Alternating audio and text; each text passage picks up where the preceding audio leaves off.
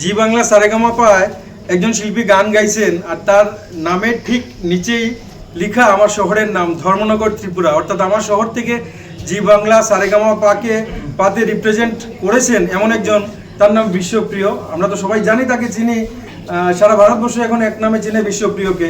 এবং শুধু পার্টিসিপেন্ট নয়, জি Bangla সারেগামাপার finalist বিশ্বপ্রিয়।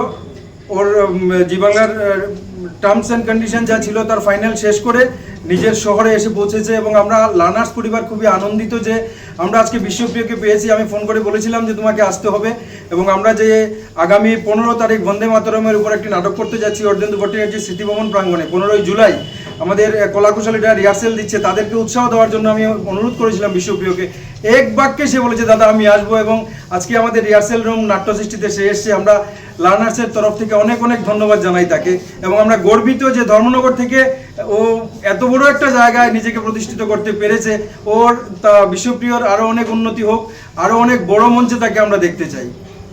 Thank you so much দাদা, থ্যাংক ইউ সো মাচ। আমি একটা জিনিস স্পেশালি বলতে চাইবো, এই যে রুমটা, আপনি যদি একটু কাইন্ডলি রুমটাকে মানে দর্শকদের কাছে দেখান।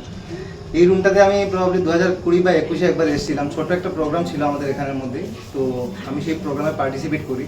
তো এই রুমের মধ্যে আমাদের জেমিংটা হয়েছিল। তো আজকে এসে এই ছোটো ছোটো সবাইকে দেখে আমার দারুণ খুব ভালো লাগছে। মানে বেসিক্যালি কী হয়, এই ছোটো রুম থেকেই কিন্তু আমরা বড় বড় মঞ্চের যাওয়ার সেই যে আমরা স্বপ্ন, মানে এই রুমগুলো থেকেই শুরু হয় বেসিক্যালি।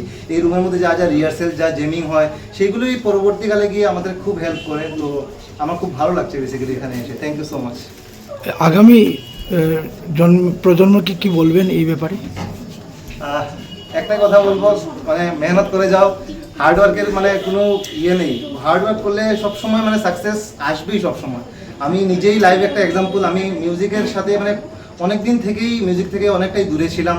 তো আমি চেষ্টা করেছি যতটুকু সম্ভব, বাকিটা তো আপনারা দেখেছেনই যা যতটুকু গিয়ে পৌঁছেছি। তো আমি সেটাই বিশ্বাস করি যে হার্ডওয়ার্ক কখনো মানে ফেইলিয়ার হয় না। হার্ডওয়ার্ক সবসময় আমাদেরকে কিছু না কিছু শিখিয়ে দেবে, অ্যান্ড সাকসেস আফটার অল আসবেই হার্ডওয়ার্ক যদি ভালো করে কেউ করে। Thank you.